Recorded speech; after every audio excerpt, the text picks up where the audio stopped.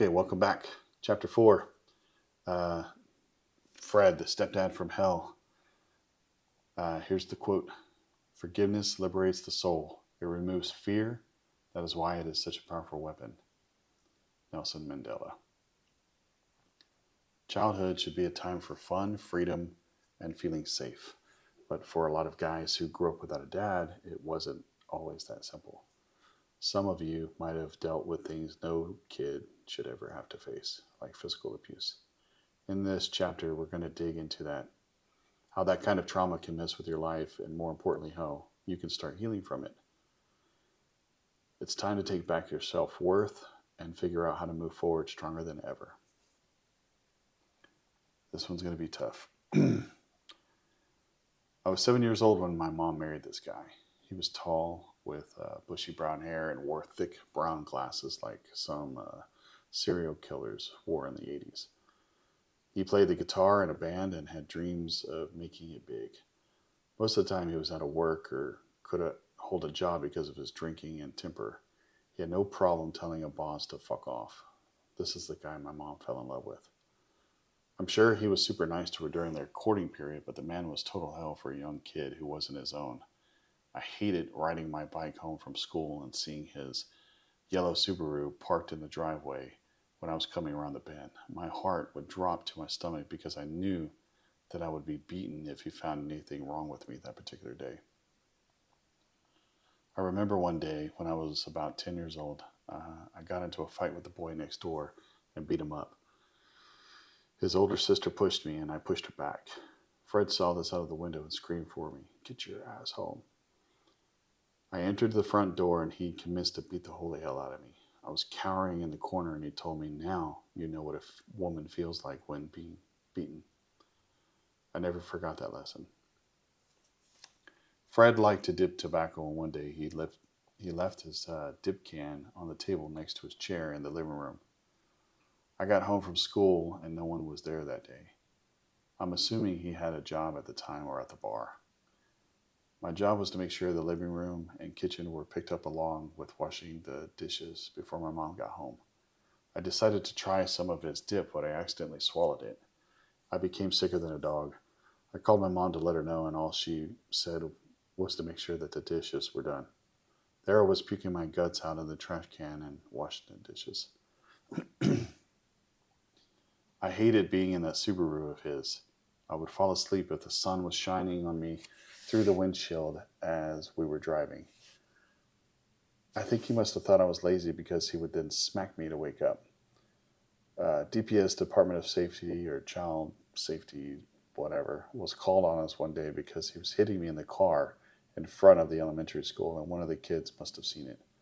Of course, when they showed up at our house, I had to lie and say I didn't know what you were talking about. I would have gotten a worse beating otherwise. Those memories will pop up whenever I see my youngest daughter fall asleep in the car looking so peaceful. There's no way in the world I would let that happen to them for something so innocent. Fred wasn't all bad during my childhood. He coached my soccer and baseball teams. I also got into basketball as well. I was terrified in soccer. Oh, excuse me, I was terrific. I was terrific in soccer, but sucked at basketball and baseball. I have good memories of him buying me a chocolate bar before games because he wanted me to have plenty of energy. I've done that with my daughters as well. I caught a fly ball with my nose once, bleeding everywhere on the field. He was the one who rushed me to the doctor and to find out that my nose wasn't broken. That was the first time I felt like he gave a shit about me. My mother divorced him when I was 12 years old and we went on with our lives.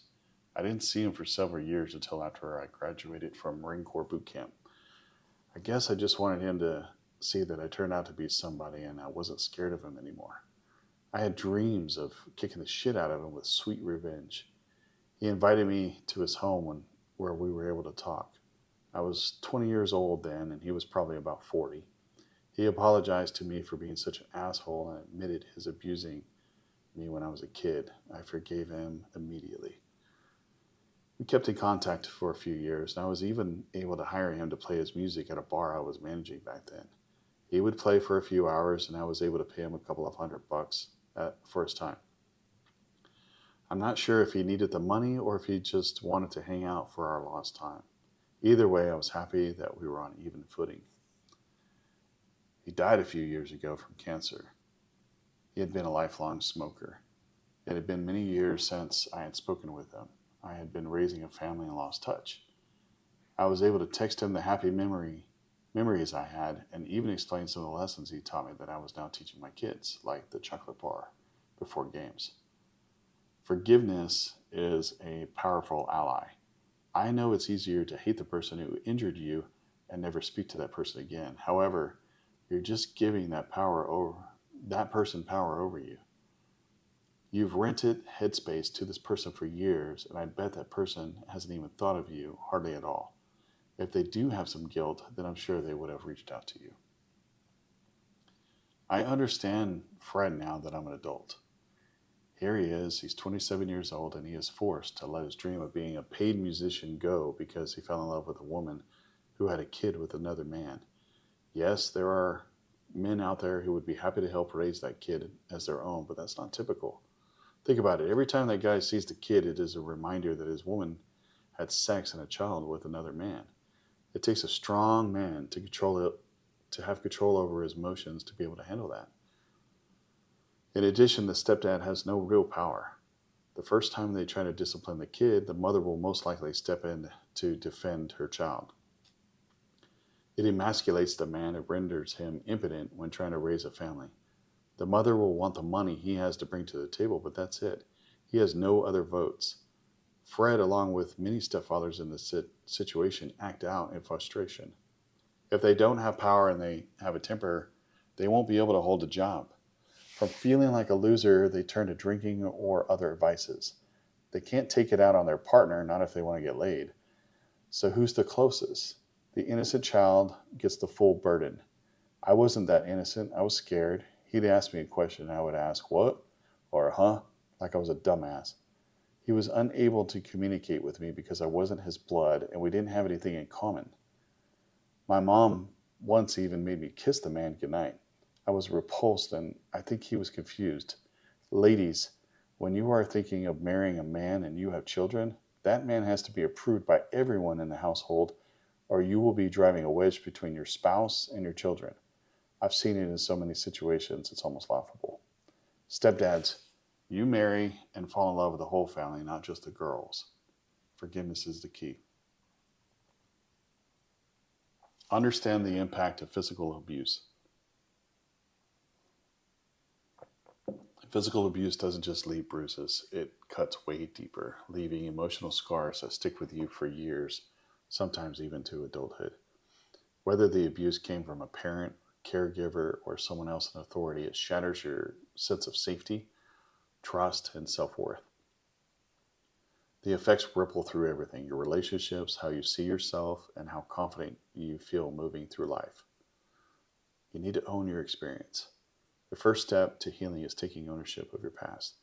This isn't about blaming yourself because it's not your fault, but about recognizing that the pain you went through is real and deserves your attention. The anger, fear, and sadness you feel, they're valid.